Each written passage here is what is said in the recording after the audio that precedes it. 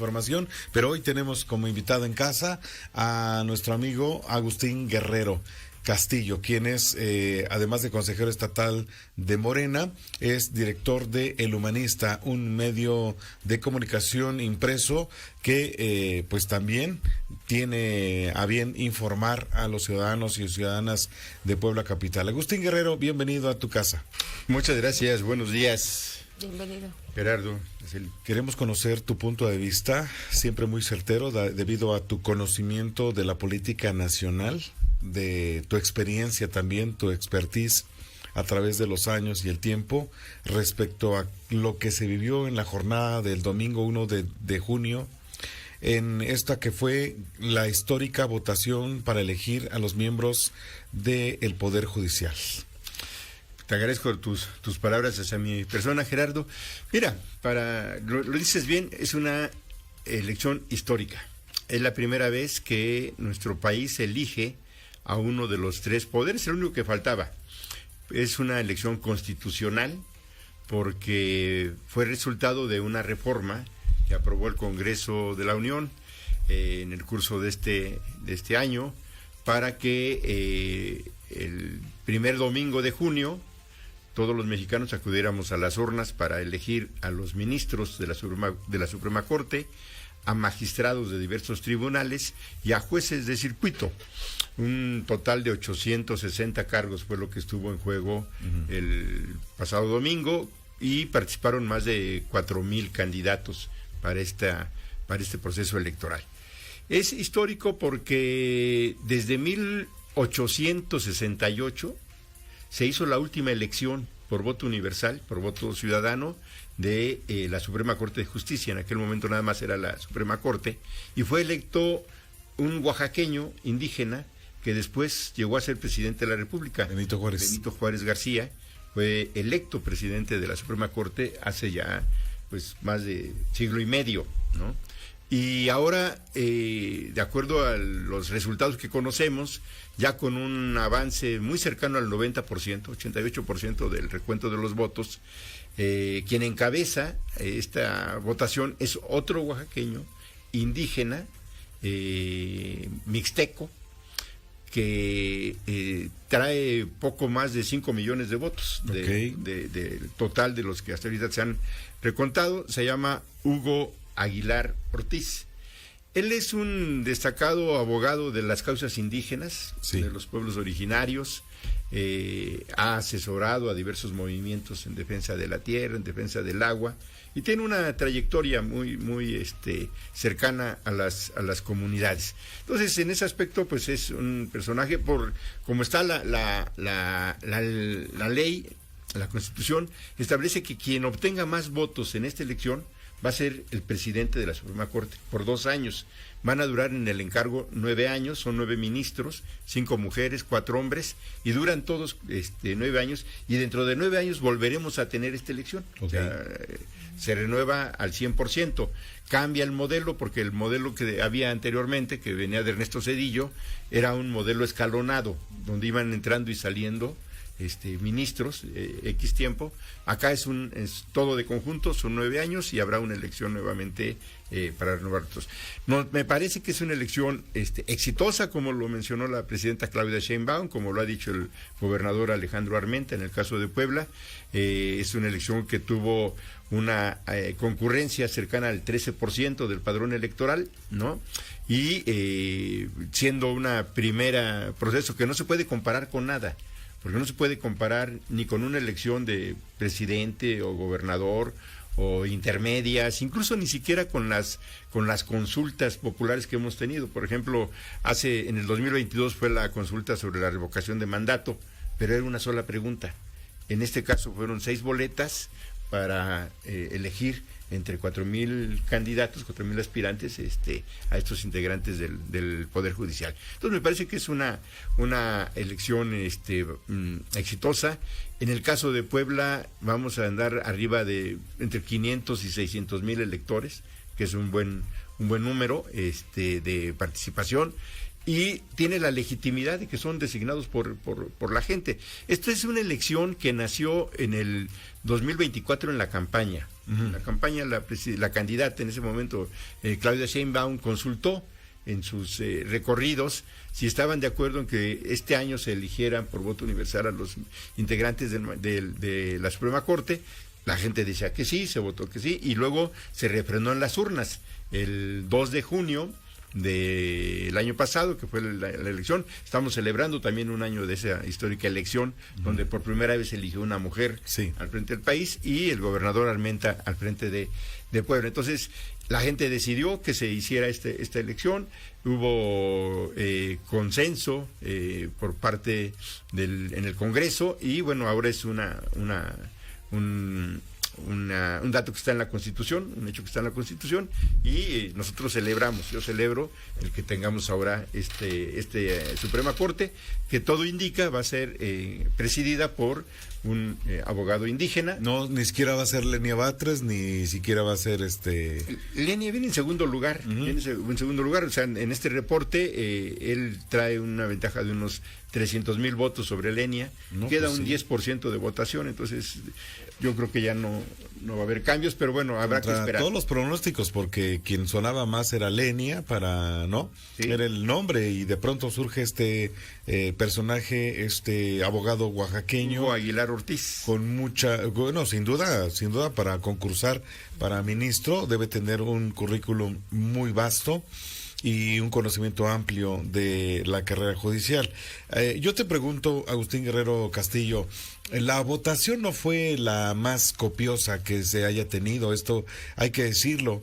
Yo hace 2 meses pronostiqué que iba a alcanzar el 15% por mucho. No me equivoqué, según los registros está entre el 13 y el 14% esta votación de hombres y mujeres que acudimos a votar. Pero aquí queda la gran pregunta, ¿qué fue lo que sucedió? ¿Los partidos políticos participaron, sí o no? ¿Qué tanto pudieron participar? ¿Movieron sus estructuras? ¿No las movieron? ¿Qué fue lo que ahí sucedió? Mira, yo creo que hubo un comportamiento distinto por parte de los partidos políticos. La oposición desde un primer momento se colocó en una postura de hacerle vacío al proceso, ¿no? De estar en contra del proceso, y luego con el paso de los días hicieron un llamado abierto a no votar, a no participar. ¿Qué tanto impactó esto en la asistencia? Seguramente tuvo un impacto, ¿no? Porque pues al final del día los simpatizantes, los miembros de los partidos de la oposición, el PRI, el PAN, Movimiento Ciudadano, pues tienen una presencia social que si sus dirigentes les dicen no participen, no se muevan, bueno, pues no hay una motivación para ir, ¿no? Por un lado. Por otro lado, efectivamente hubo poca información en términos de lo que quiénes eran los candidatos. Ninguno de ellos es una figura pública. Tal vez Lenia Batres, ¿no? Por su pasado político, pero los demás son ciudadanos que no los ubicas, ¿no? Yo les decía aquí a quienes tuve la oportunidad de entrevistar, a candidatos a magistrados, a magistradas, yo les decía, es que ustedes no son políticos, ustedes son profesionales del derecho, no los conoce la gente y es muy difícil que el nombre de fulano de tal o fulana de tal comience a girar en torno a la comunicación, porque se han dedicado en cuerpo y alma al tema judicial, no tienen reflectores. Son una comunidad, así como los médicos, como los ingenieros, ¿no? Entre ellos se conocen, ellos saben quién es quién, ¿no? Cuáles son los méritos de uno y otro, y lo mismo con los abogados, es una comunidad que entre ellos se conocen, saben las debilidades y las fortalezas de unos y otros, pero no son figuras públicas. Hacen política, sí, sin duda hacen política, pero a su manera, ¿no? Y es una comunidad que solamente aparece en los medios cuando viene alguna sentencia polémica, ¿no? Y entonces aparece el nombre de un juez, aparece el nombre de un ministro, y luego ya desaparecen, ¿no? Entonces no son figuras que constantemente estén en la palestra. Un poco los ministros de la Corte, cuando empezó la transmisión del canal judicial, que tampoco existía en el país, pues ya hay una ventana ahí que sí, te vas conociendo, pero no es suficiente. Algunos interesados, claro, por supuesto, no es suficiente. Sí. Ahora, Agustín Guerrero, ¿cuál es tu perspectiva ¿Cómo tú visualizas esta nueva etapa del Poder Judicial? Mira, yo creo que es un punto y aparte trascendental, porque nosotros tuvimos siempre, desde que yo recuerdo, una Suprema Corte muy aburguesada, por decirlo como es, ¿no? O sea, los ministros de la Corte eran personajes que vivían en otro planeta, sí, ¿no? En la estratosfera, respondían a intereses, solamente veían casos de intereses de mucho dinero, ¿no? Con intereses de las partes, y que normalmente en los temas más cercanos a los intereses de la gente, del pueblo, de las comunidades, pues regularmente fallaban en contra de las comunidades, siempre le daban la razón a quien tenía más recursos, ¿no?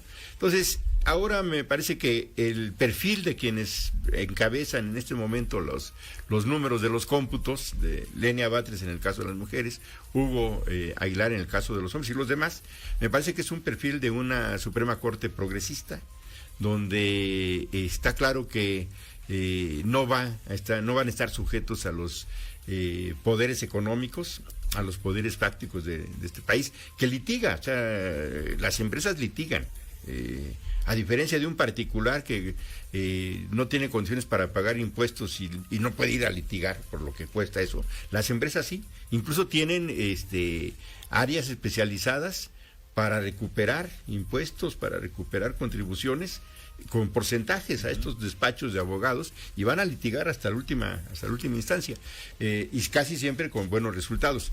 Creo que eso se va a terminar, creo que vamos a tener una Suprema Corte que tiene como interés ofrecer justicia, otorgar justicia que va más allá de lo que el mismo marco del derecho te establece, ¿no?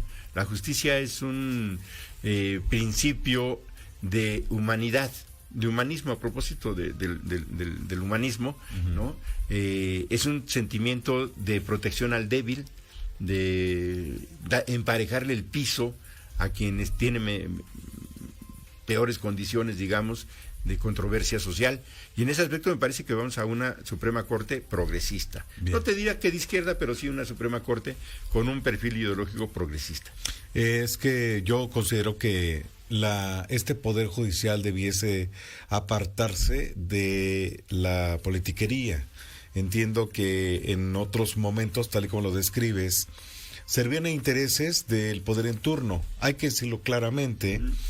No se puede entender, por ejemplo, que haya un millonario dueño de una televisora que deba cientos de miles de millones de pesos a los mexicanos, y que los propios miembros de la Suprema Corte de Justicia, algunos, hayan votado a favor de que no pague.